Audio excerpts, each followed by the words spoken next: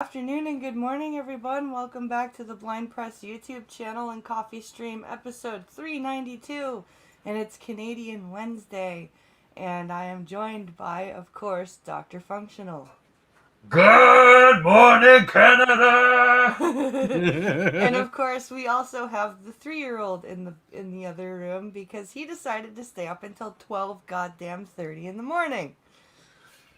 Oh, Lordy. So, At least it's some atmosphere. exactly. So, we are here with the wonderful Canadian Wednesday, and we are talking about our fantastic friends, China, and I use this word very loosely when I say fantastic friends, Mm. because they're uh, they're Dicks? accusing us of human rights violations, which I Yeah. find rather rich. Kind of Um, funny that. yeah. As if, like as far as Western nations go, what's the worst that we did was in World War II to Japanese Canadians, isolated and treated them less than fairly.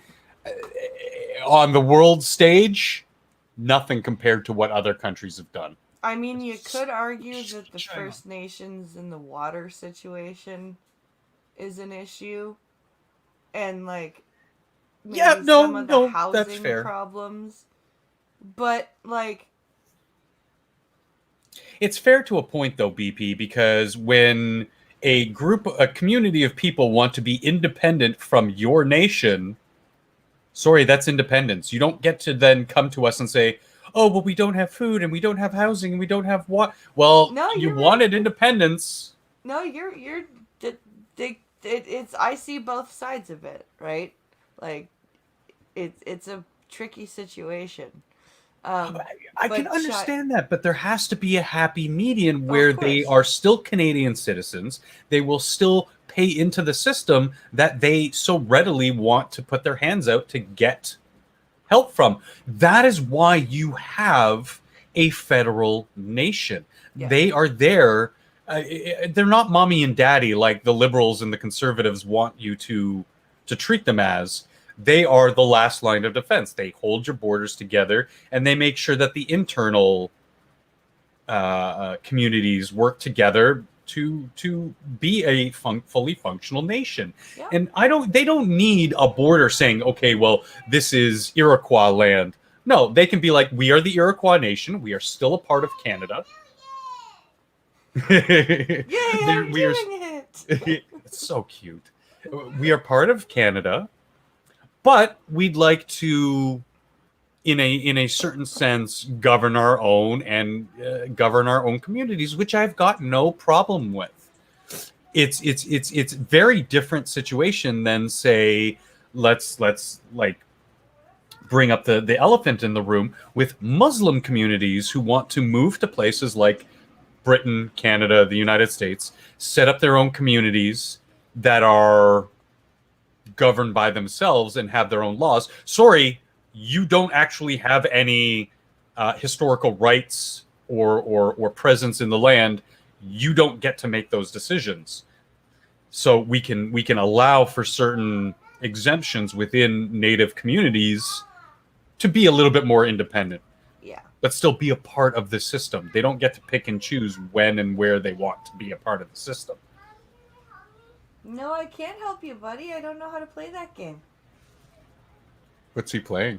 He's playing a side scroller Paw Patrol game. Oh, cute. Oh, hello, Selective Boy. Hello, Jason. And Costin. Hello.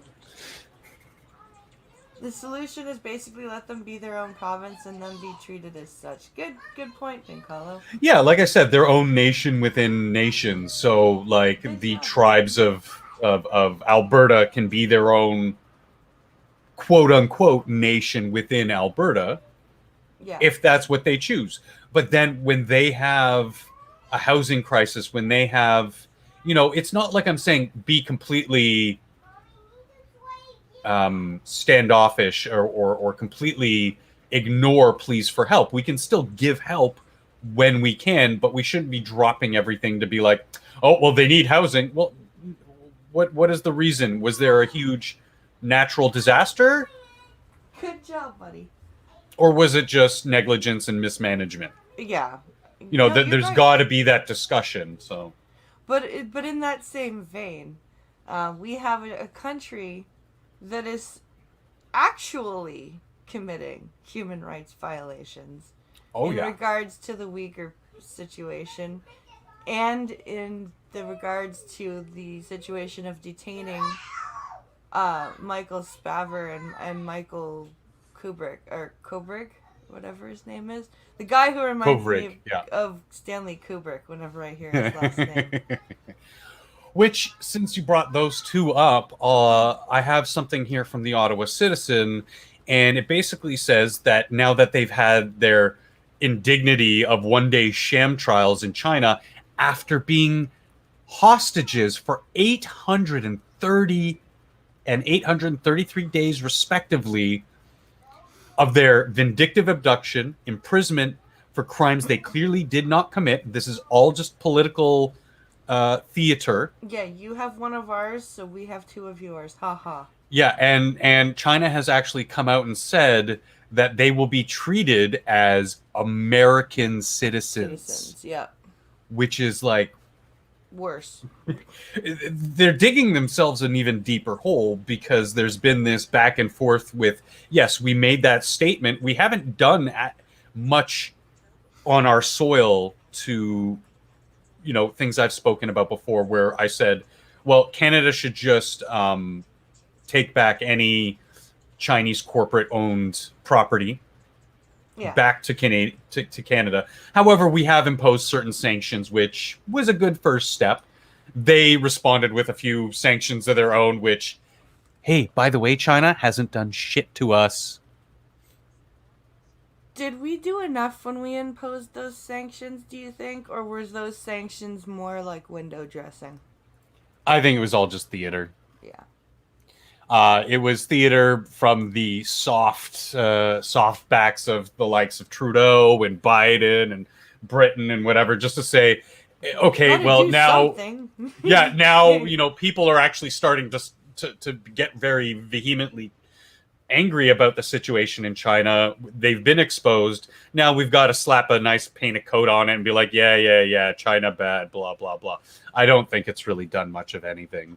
It has made pinpricks in their GDP, but pinpricks on something that's that much of a new economic powerhouse isn't going to be too much of an issue. Yeah, sadly. But I find it very. That's why I titled the stream "Glass Houses", because when you've got a country like China accusing a country like Canada of human rights violations, and I'm like that's why I was saying, like, it's important to point out the issues that are going on in Canada.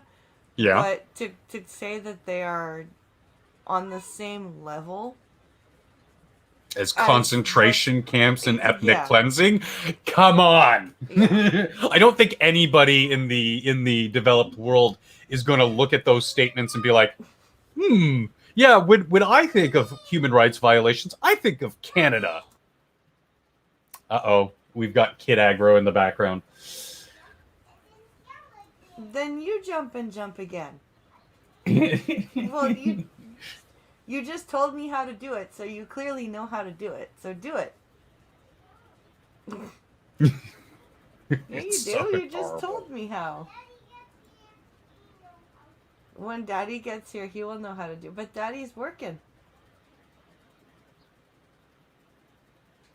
And it's funny when they turn around and say things like, Guy Verhofstadt, normally hate the guy because he's a piece of shit. He said, China just killed the EU-China investment agreement by sanctioning the people, criticizing slave labor and genocide in Xinjiang. How could we ever trust them to improve the human rights situation of the Uyghurs if they simply call it fake news? And that's been their response to it. They're like, oh, this is all fake, nothing happening, nothing. We have the footage. We have aerial surveillance footage. We've seen the atrocities. We've seen people escape, give firsthand details of what is going on there. We have defectors from China who say, yeah, this is real. This is important. Women are being sterilized. Men are being euthanized, and there are organs harvested. Yeah. This is happening.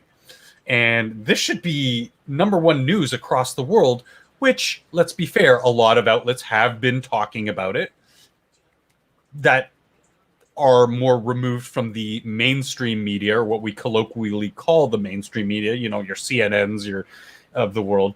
And they're afraid. They're afraid because it's actually starting to become a very big talking point on the global stage. Yeah.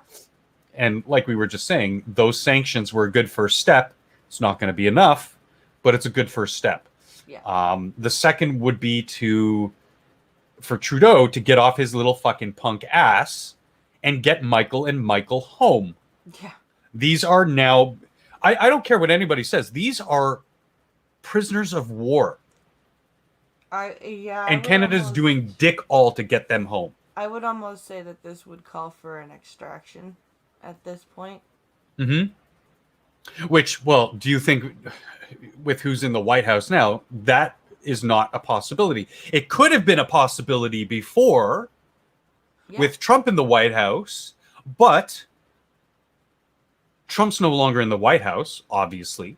Yeah. But more importantly than that, Trudeau never would come to the table to discuss things like trade, discuss things like social interactions between Canada and the United States. Trudeau refused to come to the table because Orange Man bad. Yeah. I truly believe that was our last best hope to extract them.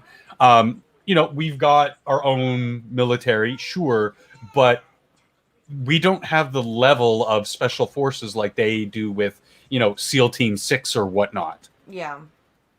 They have very specialized operations unit, colloquially called Black Ops units, which specialize in doing such things.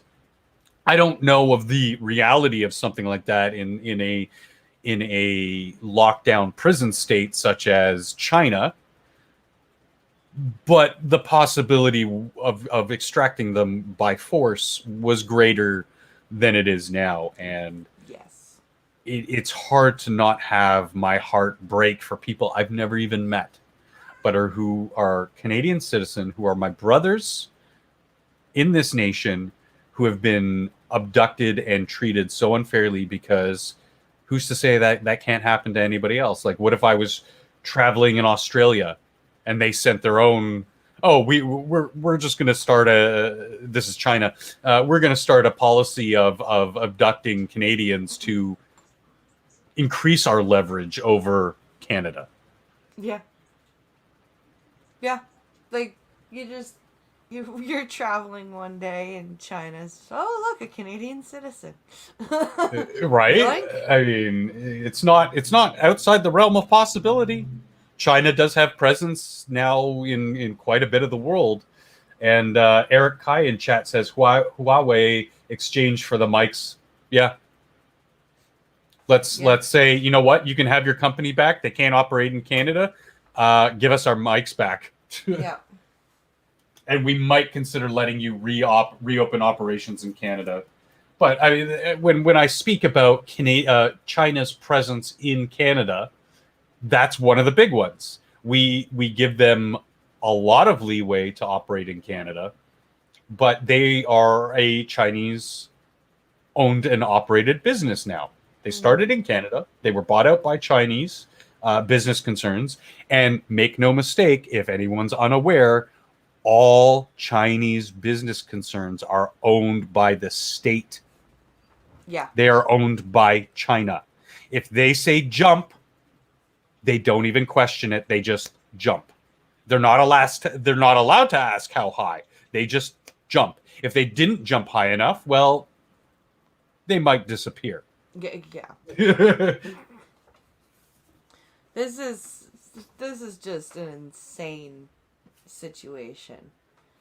And speaking of insane situations, I have some more. I have a Polyev video Woohoo! that we can watch. Some of the best parts of Wednesdays in Canada. Mm-hmm. I love it when we can sit down and just love on Polyev. Polyev is awesome. He he's just great. So we've Now, got. Sorry. oh, I was just going to ask what the premise of this video is. So it's the 9-minute video that he put out yesterday. And I've also got a couple of things that Pincalo sent over. So, but this video is titled "We Need a Reopening Plan Now," is what it's called. Oh, okay, this one. Yeah, I didn't get a chance to watch this, so I'll be watching it fresh. Yep, so will I.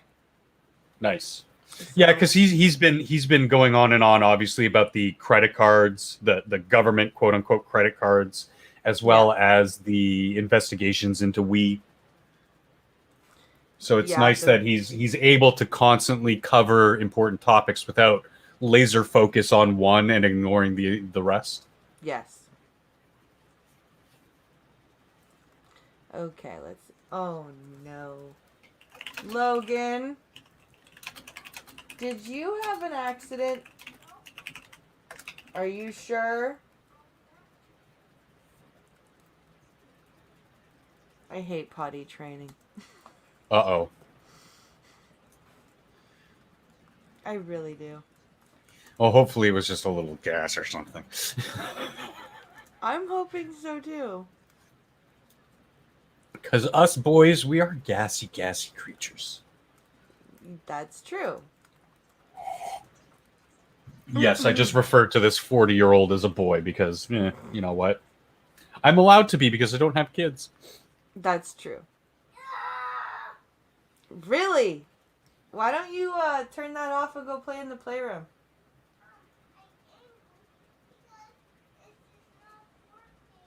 I know you're angry because it's not working. Why don't you turn it off?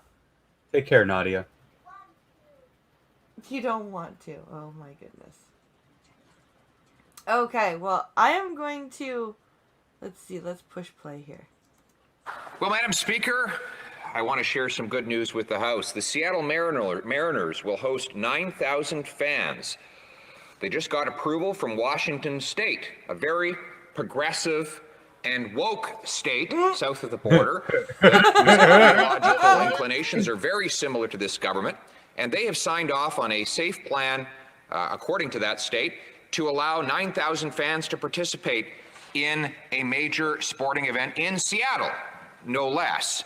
We got simultaneously the news that our Toronto Blue Jays are not going to be able to do anything similar. In fact, they put out a statement in which they said that though we had hoped for improvements in the public health outlook as we neared the 2021 baseball season, with the ongoing Canada-US border closure, we have made the difficult decision to play the first two homestands of the 2021 regular season at TD Ballpark in Florida.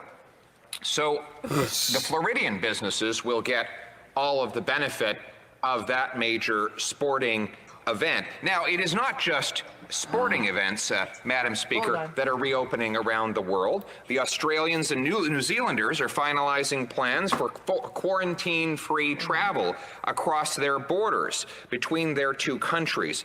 And in Taiwan, which has pretty much the lowest COVID mortality rate on planet Earth, even though it is right next door to the country from whence COVID originated.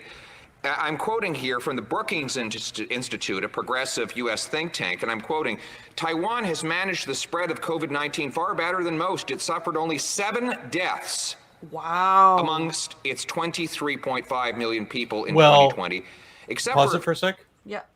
To be fair, because of their geographical proximity to specifically China, a lot of people don't know that over the last decade and a half, they've had 24 similar issues to viruses akin to SARS.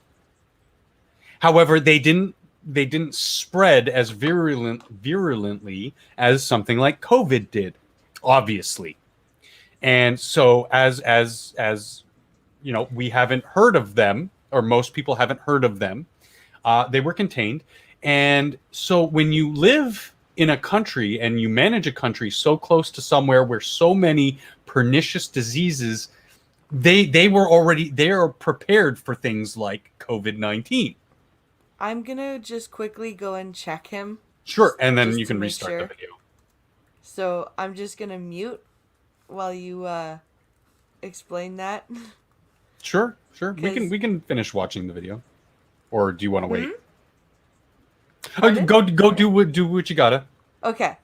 I'm just gonna quickly go and yeah, I'm just gonna go check this. For sure.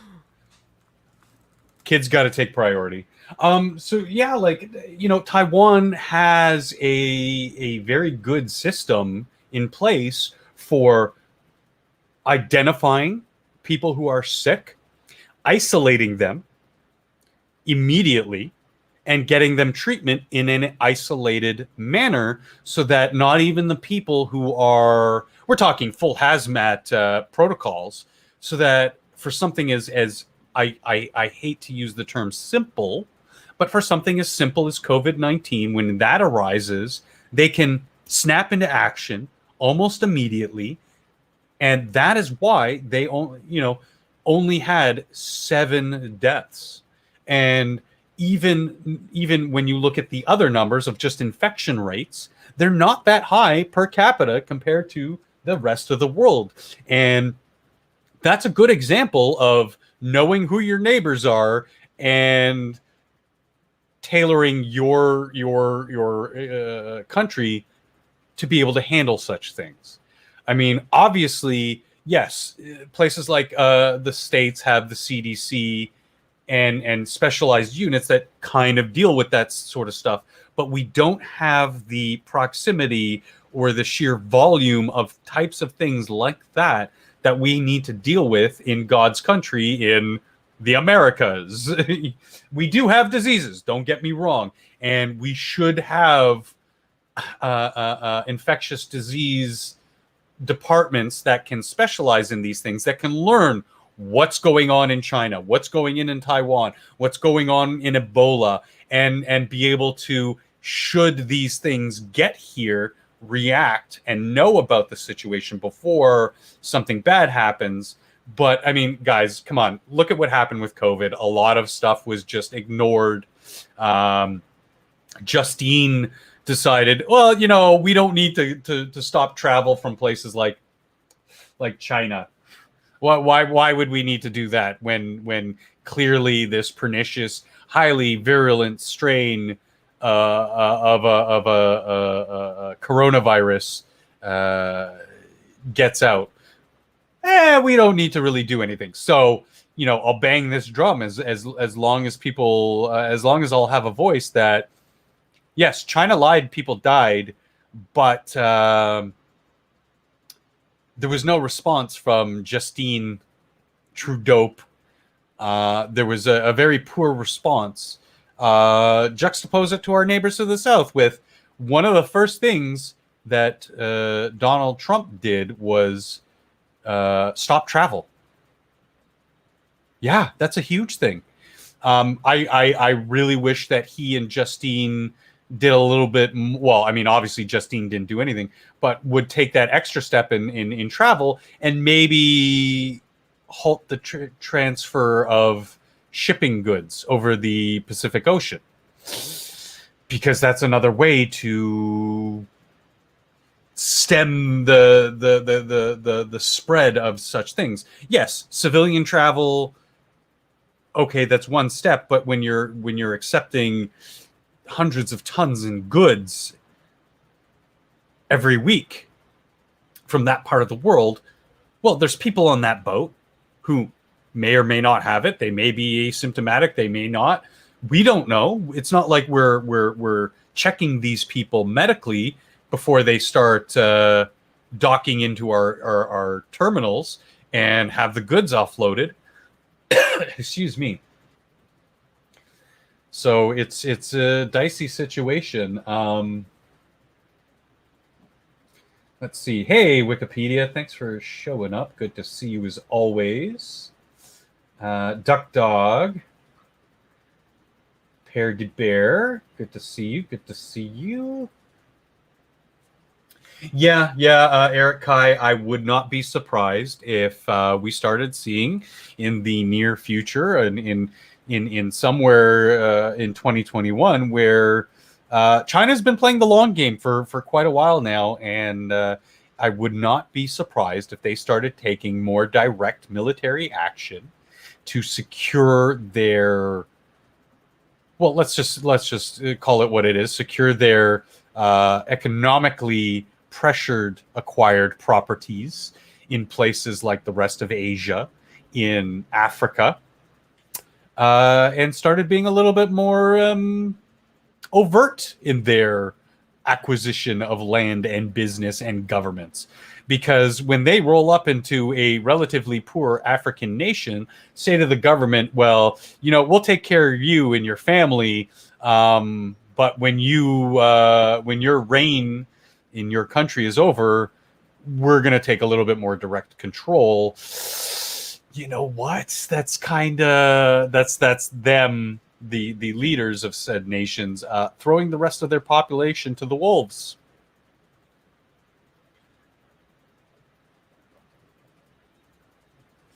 Yeah. And like we were talking about on Minions last night, Pincalo, the conservatives in this country are not without their faults. When you have people who are premiers of Ontario, Doug Ford, be acting just like Justine in being completely ignorant of the facts and acting in countenance to the facts and the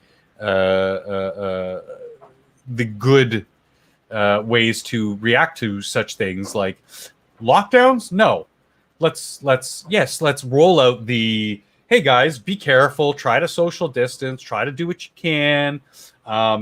Like for instance, mask mandates don't work. You can say, it might be good if you're not feeling so well, or if you're in a position where, like my cleaning lady, I'm not going to fault her for wearing a mask. She goes from home to work, all these different places. Sure, mask up. It could help. So I'm not going to fault people for that. But like, for instance, today before the show, I went to go check the mail. I have breathing issues. I don't like wearing the mask. It puts me in danger of physical harm sometimes. I've become so lightheaded from the lack of fresh oxygen that I've fallen over. That could be very dangerous for someone in my condition. And when I was checking the mail, I walked into the elevator and this Karen was like, and immediately ran out of the elevator and turned around in her passive aggressive way. You should be wearing a mask. To which I said, yeah, but I'm exempt, thanks. Sorry, we're just talking. I'm going to quickly push play on the video. Okay. I'm still trying to take care of stuff. He actually did have an accident. No problem. So let's take a look at the rest of Polyev. I'll be right back. Sorry about this. No worries. You got to do what you got to do. Okay. I've just kind of been bullshitting the last couple minutes just so we can get through this. All right. I'm pushing play. All right. A few short weeks of lockdown in March last year, life in Taiwan has been normal.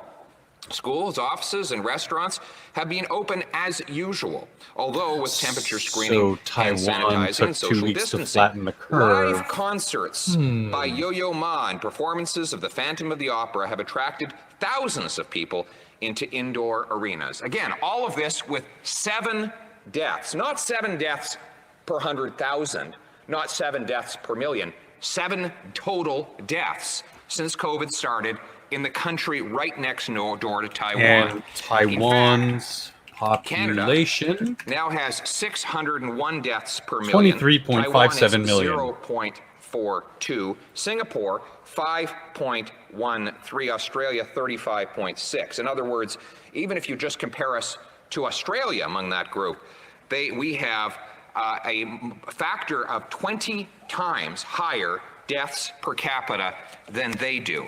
That's and insane. We have among the most severe restrictions on our lives.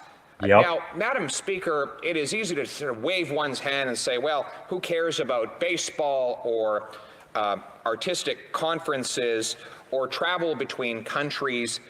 None of those things are core to human existence. So But they we are ought not when you're an worry about the fact that they are economic-based still society. largely eliminated and restricted. But the reality is, they are but symbols of the massive human sacrifice that our people are forced to make. Not only do we have a ranking of roughly 45 for vaccinations per capita, we are ranked 11 Exactly, out of Duck 15 Dog. They did it right. in the misery index. That is the overall combined misery that we have suffered during the COVID pandemic, according Because to the the reaction to the McDonald-Laurier pandemic has Institute. been And more this is not just damaging and will numbers continue to be and more stats. damaging than the It is virus human ever could have been. lives. Calls to one suicide prevention line have risen 200% over the last year, reports CBC. That has prompted conservative MP And it's from British CBC, Columbia so to put 200%, let's call that what it really is, probably closer to the national average of suicide upticks and closer to 400%. Yeah, Because probably. CBC is lying, deflecting shitbags. They are, and they're only they only poll certain all these numbers are the people that watch their stuff, right? Mhm. So it's not gonna be a reflective of the entire national average. Yeah, like I just said before you came back, the response has been and will continue to have reverberating effects, negative effects, health effects, affecting people's lives. People are going to die because of the economic and social hits, like we just talked about suicide, from the response, not from the virus. We had an average of something like, it was either 3,000 or 8,000 national deaths annually from things like flu and related conditions, pneumonia, blah, blah, blah, blah, blah. You know how many we had in the year of COVID? 3. Wow. So went from thousands to 3? Excuse me? Now, unless Health Canada's lying to me about those numbers, something doesn't math there. No. And it's like you were saying, we talk about this on a lot of Canadian Wednesdays, is the health impact, like the long-term mental health impacts of keeping things closed. Yeah. And they're talking, there are conflicting reports of schools closing again after Easter weekend. Yeah.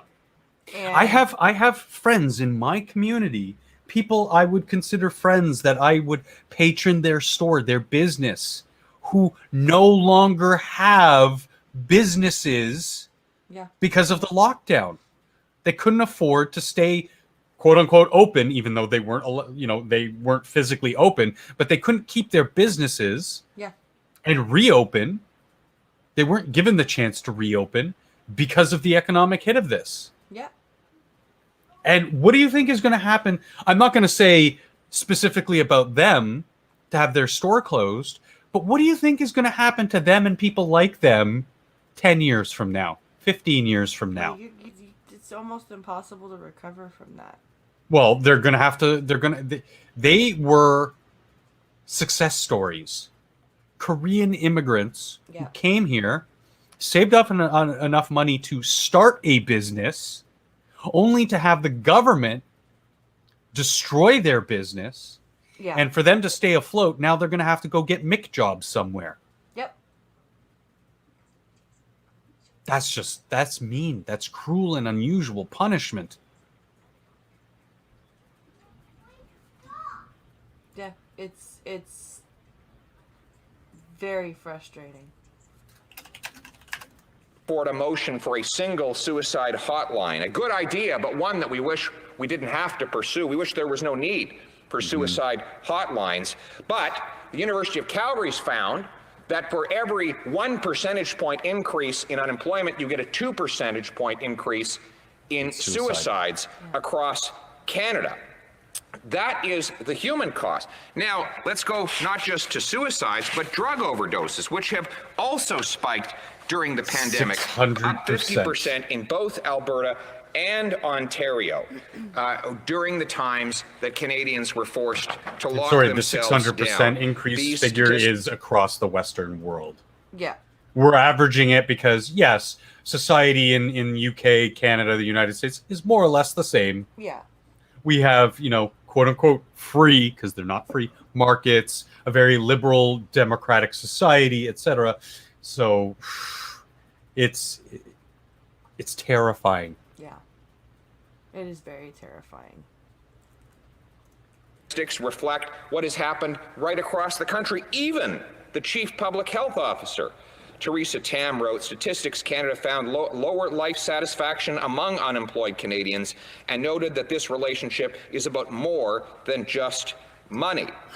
But that fucking bitch is one of the biggest proponents of lockdowns. I know. Oh, Theresa Tam drives me crazy. Oh my god. Theresa Tam just and so two-faced. She is, and she's got this voice that just is so cold. Like, if she was my doctor, I would not want her as my doctor. Oh yeah, I would have gone to that first appointment and like, no thanks. Yeah. Yeah, I would have been like, I'd like a different physician, please. Yeah, you're right. Wikipedia snippet. It is 6 times or 7 times. So 6 times the. So if you had 200 times 6, it's now 1,200 people. That's a lot. That's huge. Those are Great Depression era level increases. Mm-hmm. And yes, again, it is averaged across the Western nations, but when you have someplace like in my area, Southern Ontario, Toronto, a very urban area, you're closer to the 600 or the 6 times marker than somebody in Northern Ontario who lives in a very rural community whose uptick is probably only 2 or 3 more people. Yeah. But you'd still, like, in a smaller area, you'd notice. Oh, sure, yeah. Those 2 or 3 more people. It's much more impactful. Do you think, like, I mean, yeah, there might have been 600 people who offed themselves, but I don't know any of those people. And in a rural area that has 200 people, for them to lose 3 or 4 people, they'll be like, oh, damn, Johnson and McMurdy have passed away. They off themselves. That hits the community because people know those people. Yeah, they know those people. They know the family of those people. Like, they can still see the family dealing, like, grieving and. Yeah, they might not be friends, but they know the family. Yeah. Yeah. It's. Ugh. I keep saying Canadians who are suffering lockdown in their homes or restricted from their jobs have known all along that this is not just a massive $100 billion economic crisis, though it definitely is that. This is not just about a $400 billion deficit, by far the biggest in Canadian history. This is about people's human and very real suffering that has led to higher mortality rates in countless other areas.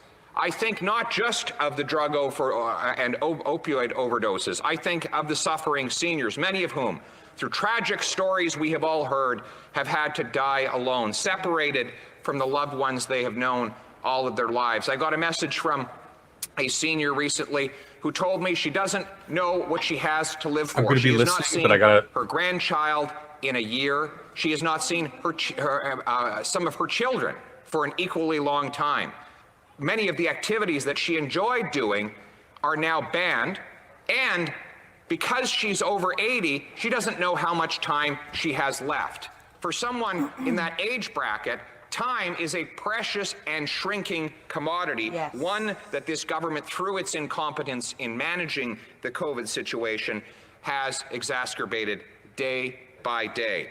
This is the very real human suffering that has resulted from the government's failure to safely protect our country from this pandemic and allow us to go forward and reopen our economy while protecting human lives. You think, for example, of our friends in Israel, where the Prime Minister, Benjamin Netanyahu, was on the phone at 3 in the morning with the companies that are responsible for delivering the vaccines, and as a result, he was able to deliver more than 100 vaccines for every 100 Israelis already to this day, whereas we're now around 5.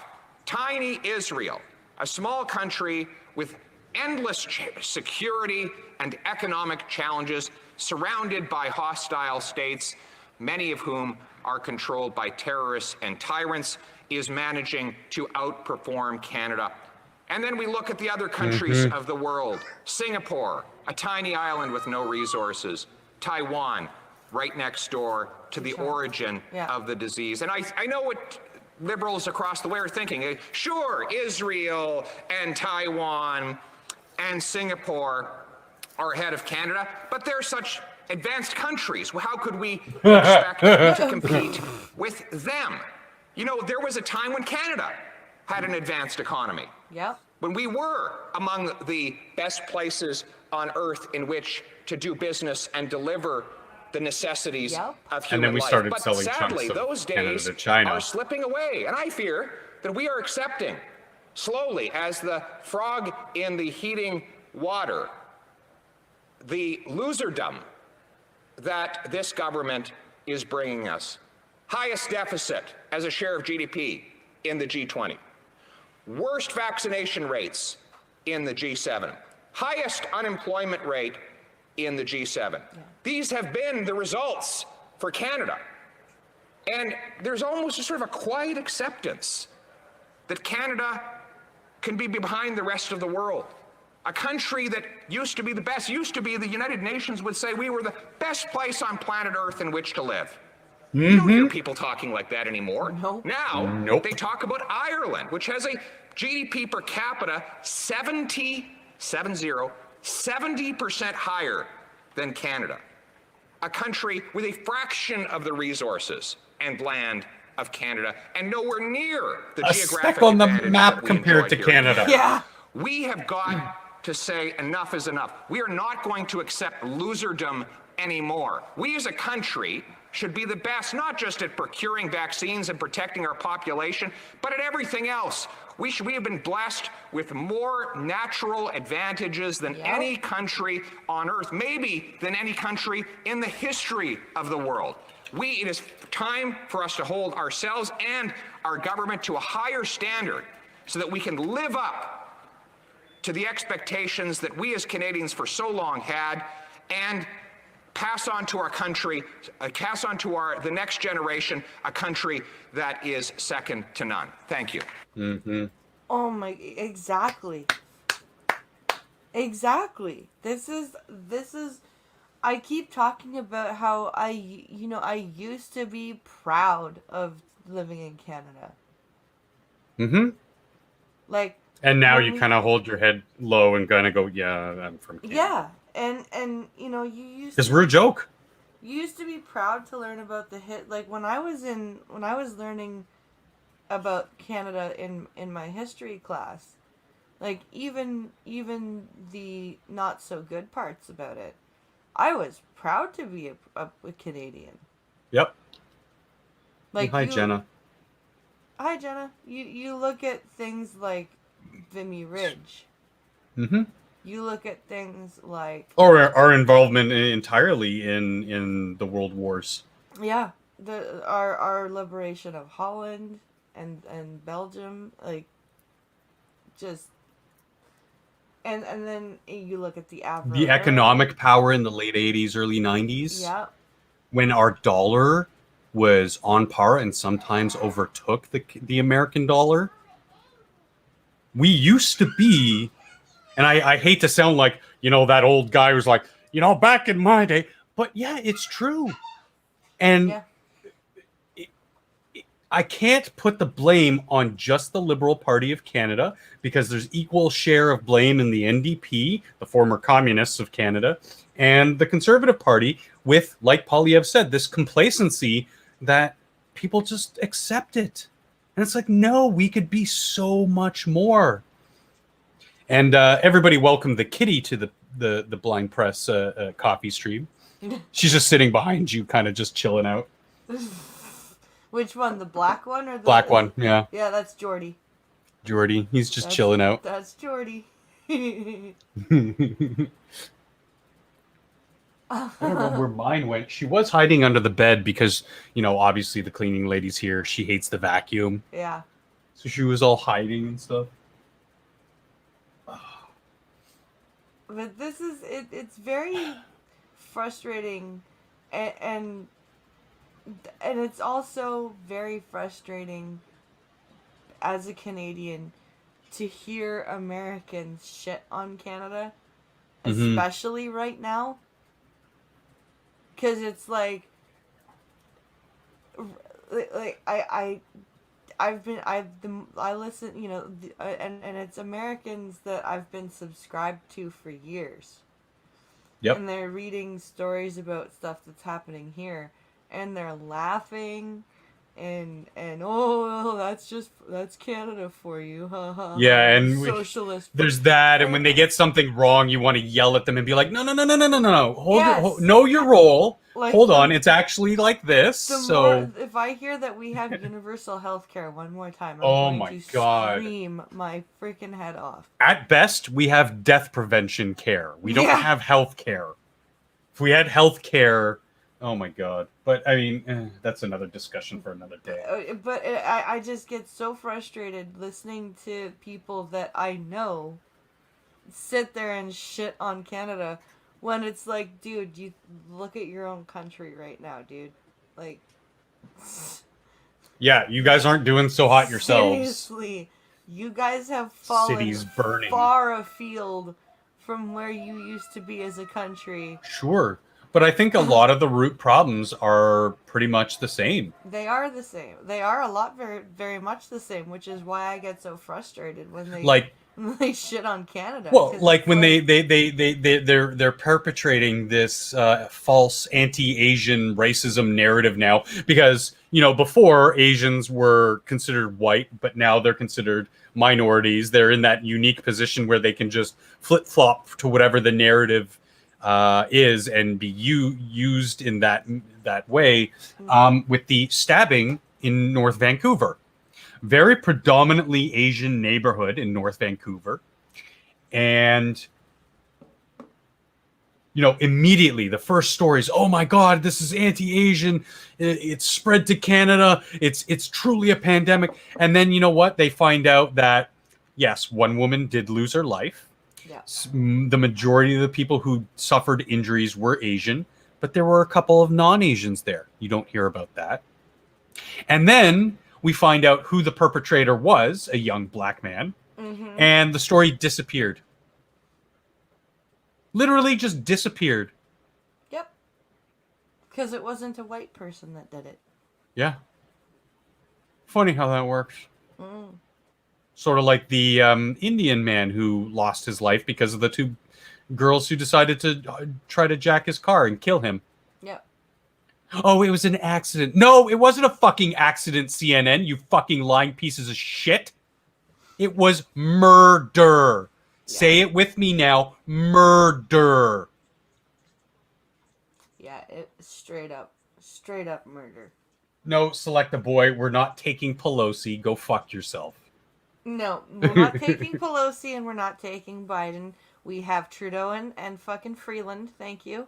We don't need Biden and Pelosi. Yeah, we're not taking Justin Bieber back either. Yeah, so a lot of the problems are very, very similar, and as I said on the Minions after show yesterday, it's looking like it's going to come to a boiling point that's going to result in violence one way or the other, and that's not good. No. We should be above that. We should not be complacent to allow our political betters, the aristocracy, to erode our freedoms and our rights, our basic human rights, which we've, as a society, I haven't, you haven't, but as a society, we've just kind of been like, yeah, well, whatever. Yeah, it's. I'm angry, he says. Yeah. What's the matter with you? You're laughing at Rocky.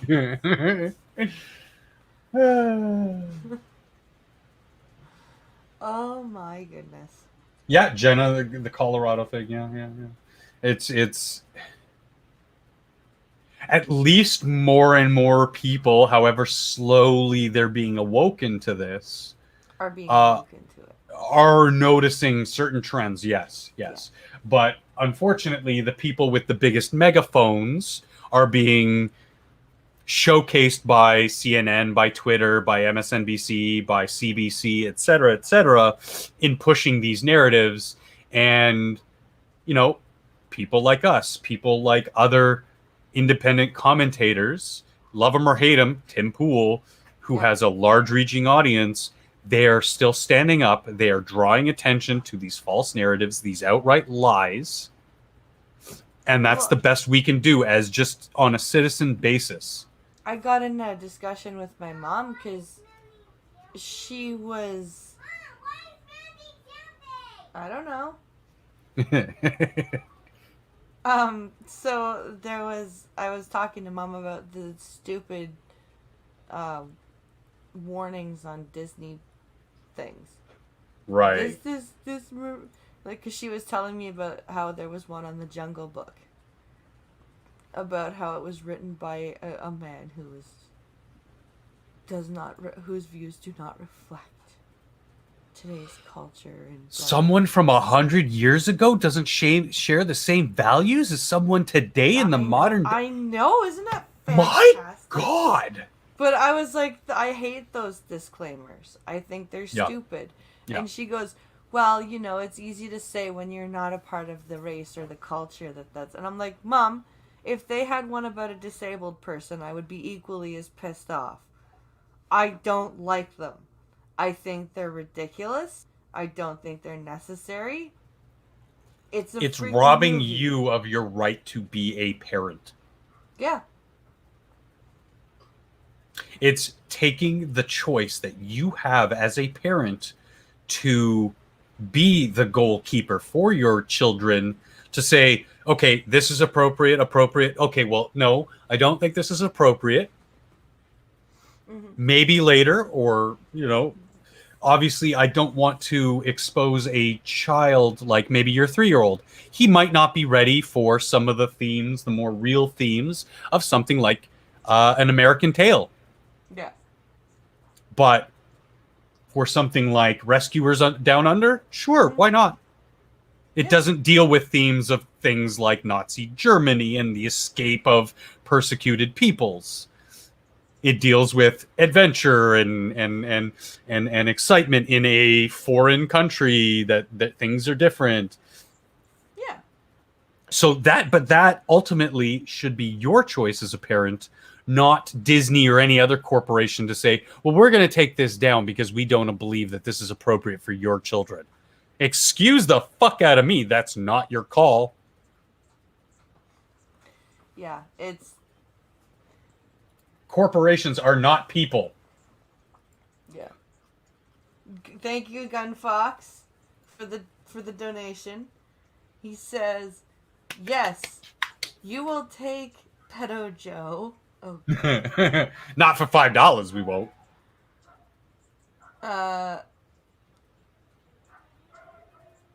You will take Pedo Joe legs. Oh, God. And we will take all of your maple syrup. The U.S. will likely see a civil war within the next 4 years. Yeah. Thank you, Gun Fox. The Dems are pushing for... he's talking about how the states' rights are being violated. They are. Oh yeah, constitutional rights, states' rights. Pincalo, very good point, because just another anecdotal thing. I was in the store the other day talking to one of my friends who managed to keep his store open through the pandemic because he's considered an essential business. I offhandedly said, "Yeah, my own stupid, crippled, crippy boy self or whatever." And some Karen in the store walks up. "You can't say that word. You can't use the word cripple. That's what did she say? That's not like ableist or something like that. no, Or she was not like, nice. that's not appropriate. That's mean and derogatory." And I said, "Excuse me? Which one of us is crippled?"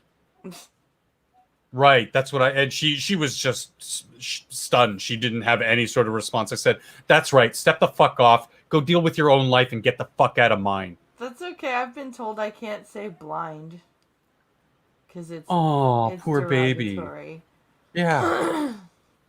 No, I shouldn't say that I'm blind. I should say that I'm visually impaired. Well, I don't have vision to be impaired.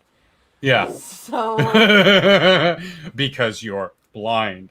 And exactly. it's that's a sign of a healthy psyche, is when you or I, people with two very different differences to the norm, can sit and joke about them. I can make blind jokes, you can make crippled jokes. We don't care, because you know what? We have healthy psyches. We're not going to have our fifis hurt and affected by know-nothing busybodies who want to dictate to us how they think we should live our lives. Exactly. And the reverse is the same. I'm not going to tell them how to live their life.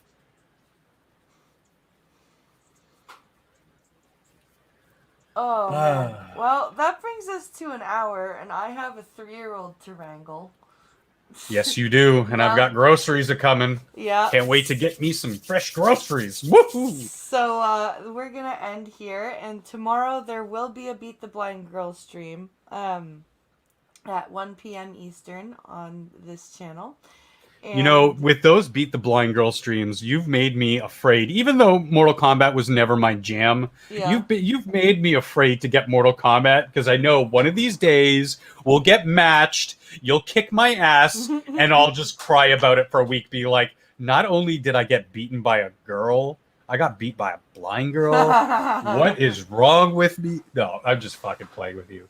It is really impressive, though, like just how good you are at that game sometimes, because I've never been good at Mortal Kombat. I was always a Street Fighter guy. Yeah. And catch another coffee stream on Friday, and then Saturday the Star Trek stream will be talking about themes, arcs, and storylines. What? Heck yeah. Oh, the submarine. And in case people haven't been checking them out, Star Trek streams are good show. It's me, BP, Irate Prostate, One Ton Hammer, Skep Talk, and we just like to nerd out about Star Trek for an hour or so, which is always a good time because. Okay, take it in Daddy's office. You have no pants on. Get away from the camera. No pants, dance off. Go. The cat's just like silly humans. All right, guys. I will see you guys tomorrow for Beat the Blind Girl. Thank you, Functional, for joining me, and thank you, as always, for watching. We'll see you later.